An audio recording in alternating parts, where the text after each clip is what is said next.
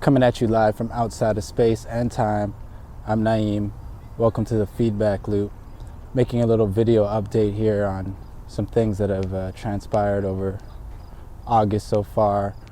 I had the opportunity to be on a YouTube live stream, a channel called Jeranism. You know, I've been watching his channel for a while. He's a pretty open-minded guy. You know, critical thinkers, people who don't, censor people and are open to have people, let people have their word. You know what I mean? It's not often that you get to go on a channel and talk about things like remote, like remote viewing, right? So I appreciate Jaren for having me on. I did two shows, two talks there on Jaren's show. For a long time, a lot of people on my channel have asked, excuse me, a lot of people have asked if they could see a target get set and, see the person who set it and all that kind of stuff. Well, we kind of did a little live remote viewing experiment on that show. So I'll put the links in the description below, but, I'll recap some of the things that happened on the show. So the first time I was on, I gave a presentation about remote viewing in general and how it works and things like that. But the target that was selected was... So this is the MJY, and you'll see that in the video, 9002, which was what I focused on, and then taped it up, and I'll show you the video showing that. So it'll be interesting to see what you guys have. Well, because tuxedo was coming through on one of my sessions, and I can see why. Okay. So it's two orca whales with two guys waving, basically like a SeaWorld or something. They're wearing red. Some whales jumping out of a pool at Marineland or something like that. I had early impressions of something breaking the surface of the water, smells of chlorine, something spouting water up in the air. My session kind of went off the rails there, but that happens. This is this is remote viewing. This is not a magic trick or something, right? The first time there was kind of like a pool of targets, which can kind of muddy the water sometimes. But yeah, the second time around, the target was the Grand Canyon. Now, a couple other viewers participated in this too, and shout out to the other people who participated. It takes a lot of guts to kind of put your data out there, with all the hecklers and trolls and naysayers. So shout outs to them for participating. I saw the dry, dusty, barren land with cliffs in the distance, Grand Canyon. I also saw people walking in a national park. I said this is like a national park. The Grand Canyon is a national park. But one of my other perceptions that was very clear was I had a bird's eye view of a well-kept area that had a long linear parallel path with a circular clearing, and I got the sense that there's like a historical monument there, and I saw a monument with some steps that lead up the middle. I've never been to the Grand Canyon, and I don't know that much about what's there. So on the show, that was kind of just, there was no feedback on that part of the work. So after the show, I finally got to, go online and see, is there a monument at the Grand Canyon? And here's the bird's eye view of the largest monument, the Powell Monument Memorial at the Grand Canyon. And as you can see, it's got the linear path with the circular clearing that I saw. When you do remote viewing for a while, sometimes you see things and you kind of get a knack for, it's like, I know that's there somewhere. The tasker may not know it, the people I'm working for may not know it, but I bet you I could find it if you take me there. And this is one of those cases.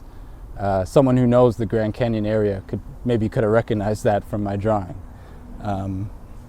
So yeah, that was a fun little experiment. Shout out to Jaren once again for having me on. So let's get into some world events. So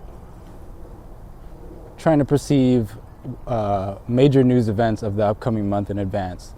You know, this is an ongoing thing we're doing.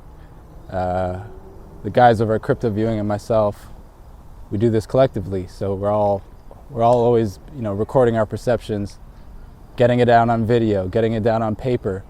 I even timestamp my work using the blockchain. So, you know, this is all on record. One of my main perceptions, shit, it looks like it might start raining. One of my early perceptions was I saw a bunch of rats and rodents just scurrying across my vision. And the probe I got was like a plague. Not a plague, but like disease. Like these rats, these rodents bring disease somewhere. This is gonna be a big story next month.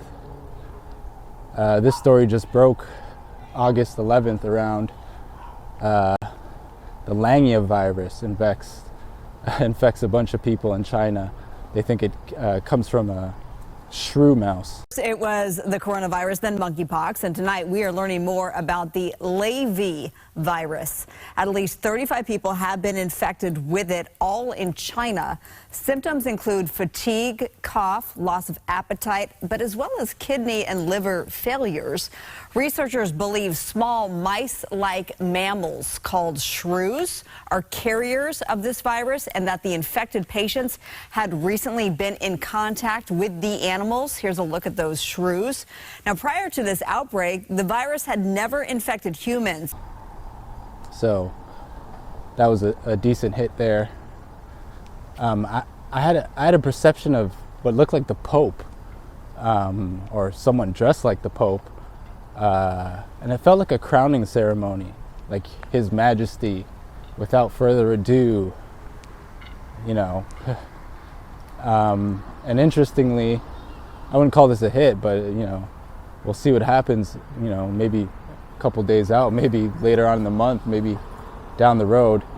The Pope made this statement, though, saying that he's in a new phase of his papacy, and you know, if something happens, he's ready to step down. So it's interesting that I had a perception about a crowning of a Pope type figure, like a new Pope, and the Pope starts talking about how he might be near the end of his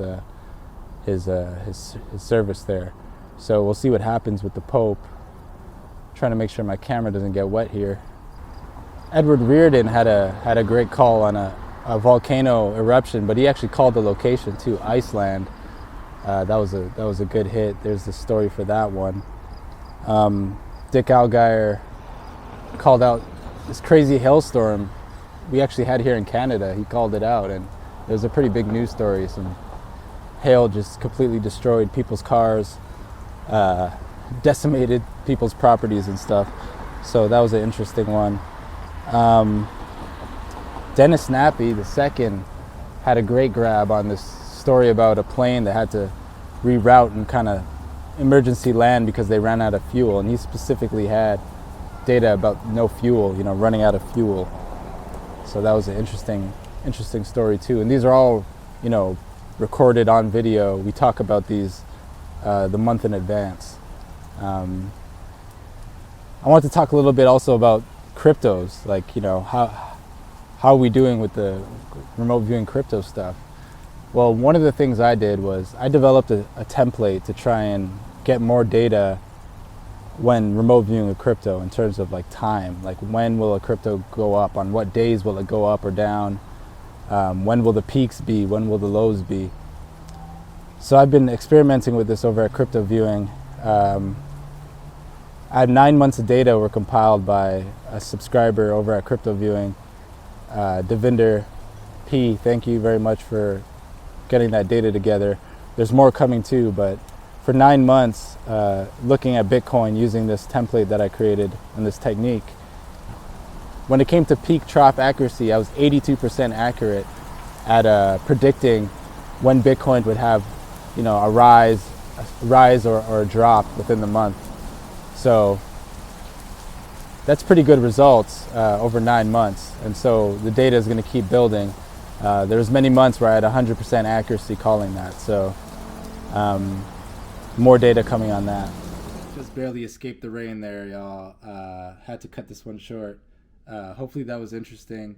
If you want to learn more about remote viewing, check out my channel or check out my website, thefeedbackloop.info. If you want to check out the crypto viewing stuff, the Patreon is patreon.com/cryptoviewing. One love, y'all.